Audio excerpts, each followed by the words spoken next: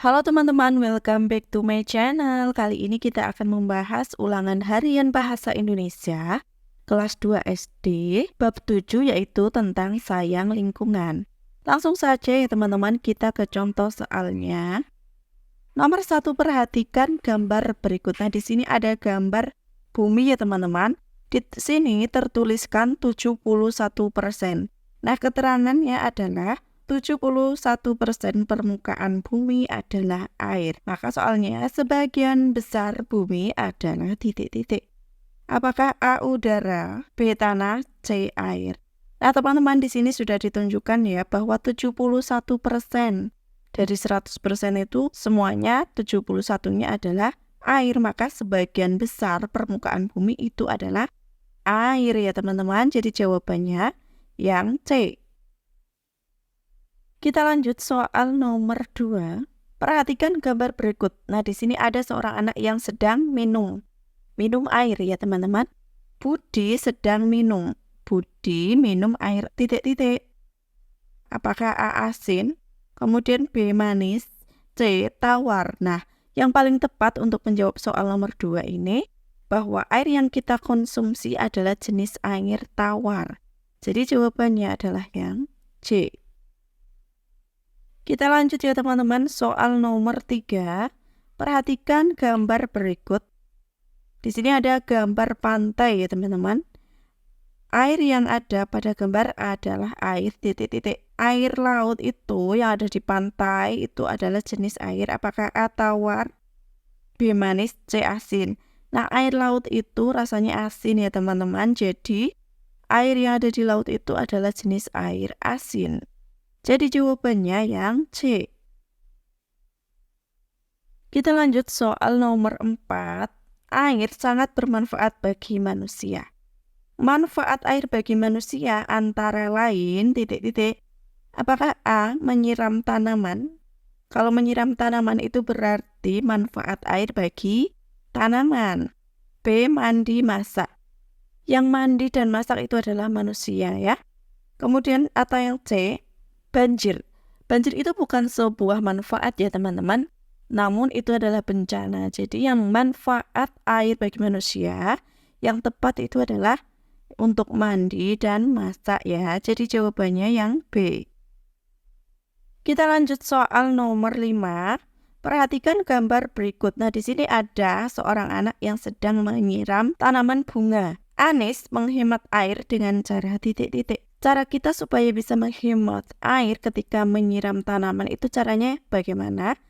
A. Tidak berlama-lama saat mandi. Ini tentu jawabannya tidak tepat ya. Karena soalnya itu tentang menyiram tanaman, bukan tentang mandi. B. Mengecek keran air yang bocor. Ini juga kurang tepat, tidak sesuai gambar. C. Menyiram tanaman dengan alat penyiram. Nah, jawabannya yang paling tepat adalah yang C. Kita lanjut soal nomor 6. Perhatikan gambar berikut. Di sini ada 2 kotak sampah. Yang kuning ini adalah anorganik berisi botol dan teman-teman. Yang hijau organik itu ada kulit pisang, alpukat dan teman-teman. Juna makan buah semangka. Juna membuang kulit semangkanya di tempat sampah titik-titik.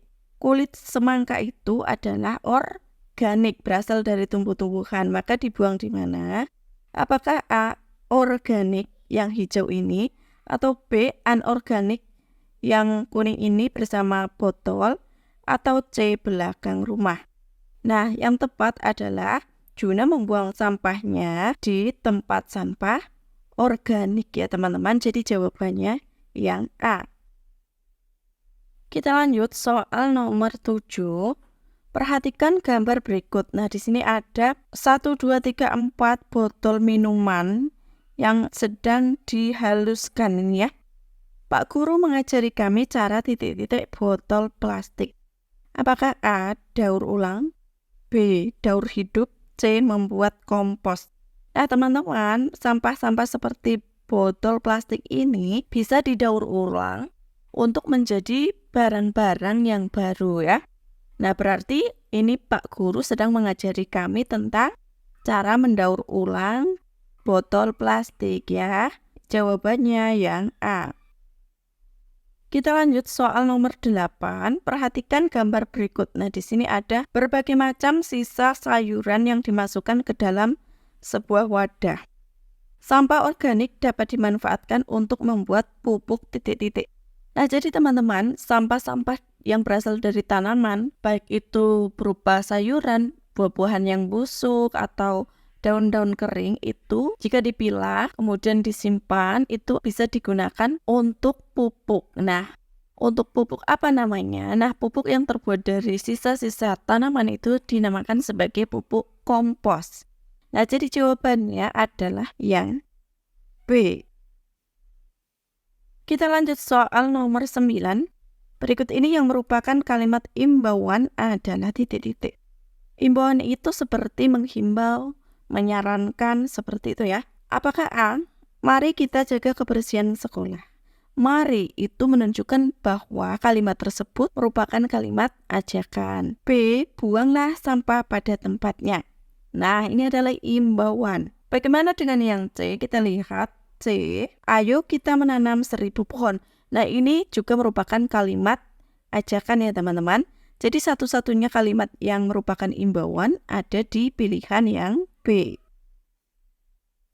Kita lanjut soal nomor 10 teman-teman. Marilah kita menanam pohon di sekitar rumah. Kalimat tersebut merupakan kalimat titik-titik. Kata kuncinya kita perhatikan ada marilah. Itu adalah kalimat ajakan ya teman-teman. Langsung ketemu jawabannya yang A. Kita lanjut soal nomor 11. Sampah organik lebih mudah titik-titik jika dikubur. Kata yang tepat untuk melengkapi kalimat tersebut adalah titik-titik. Apakah A. Perabot, B. Terurai, C. Terbakar. Nah teman-teman, sampah organik itu yang mudah busuk seperti sisa sayuran, sisa buah busuk, jika dikubur itu lebih mudah terurai menjadi pupuk kompos ya. Jadi jawabannya yang B. Kita lanjut soal nomor 12. Perhatikan langkah-langkah membuat ekobrik berikut ini. Yang pertama, siapkan botol plastik yang sudah bersih. Yang kedua, masukkan kemasan plastik yang sudah dipotong-potong. Yang ketiga, kumpulkan kemasan plastik, cuci hingga bersih lalu keringkan. Yang keempat, tekan dengan tongkat agar plastik mampat. Lakukan sampai botol tidak kempes saat dipencet. Urutan pembuatan ekobrik yang benar adalah tentunya dimulai dari kumpulkan kemasan plastik, cuci hingga bersih, lalu keringkan ya. Ini yang pertama. Kemudian yang kedua, siapkan botol plastik yang sudah bersih ya, sebagai wadahnya. Kemudian yang ketiga, masukkan kemasan plastik yang sudah dipotong-potong. Dan yang keempat, tekan seperti itu ya. Jadi urutannya adalah nomor 3, 1, 2, dan 4. Jadi jawabannya adalah yang C. Kita lanjut soal nomor 13. Perhatikan kalimat berikut. Yang pertama, tidak lama-lama ketika mandi. Yang kedua, membiarkan keran yang bocor. Yang ketiga, memeriksa apakah ada keran yang bocor. Yang keempat, menyiram tanaman dengan alat penyiram. Nah, cara menghemat air ditunjukkan oleh nomor titik-titik. Ya, kita lihat dulu, kita ulang. Tidak lama-lama ketika mandi, ini ya menghemat. Kemudian yang kedua, membiarkan keran yang bocor. Salah ya. Yang ketiga, memeriksa apakah ada keran yang bocor ya. Yang keempat, menyiram tanaman dengan alat penyiram ya. Jadi nomor 1, 3, dan 4. Jawabannya yang C. Lanjut nomor 14. Berikut ini yang kelompok sampah sejenis adalah titik-titik. Maksudnya kelompok sampah sejenis, kalau organik semua, kalau anorganik semua gitu ya. Nah, kita lihat satu persatu. Yang A, ada sayuran, kulit pisang, styrofoam, dan daun. Yang tidak sejenis di sini adalah styrofoam. Kemudian yang B, sayuran, kulit pisang, kertas, dan ranting. Ini semuanya sejenis. Kita centang. Kemudian yang C, styrofoam, plastik, botol bekas, dan daun. Nah, daunnya itu yang tidak sejenis ya, karena daun itu organik. Sedangkan styrofoam dan teman-temannya itu adalah anorganik. Kita silang. Nah, jadi yang semuanya sejenis adalah yang B. Nah, jika ada pertanyaan kenapa kertas itu sejenis? Karena kertas itu berasal dari pohon atau tumbuhan. Kita lanjut teman-teman, soal nomor 15. Perhatikan kata-kata berikut. Ada buah-buahan, berkali-kali, terus-menerus, sayur-sayuran. Kata ulang yang menunjukkan sesuatu terjadi berulang-ulang adalah nomor titik-titik.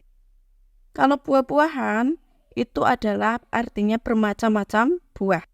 Kemudian yang kedua, berkali-kali, berulang kali. Yang ketiga, terus-menerus berarti juga diulangi seperti itu ya. Yang keempat, sayur-sayuran ini adalah aneka jenis sayur-sayuran. Jadi teman-teman, kata ulang yang menunjukkan sesuatu yang berulang-ulang adalah yang berkali-kali dan terus-menerus. Jadi jawabannya sudah ketemu yang B. Nah, demikian ya teman-teman pembahasan kali ini. Semoga bermanfaat. Jangan lupa klik like, share, and subscribe. Terima kasih.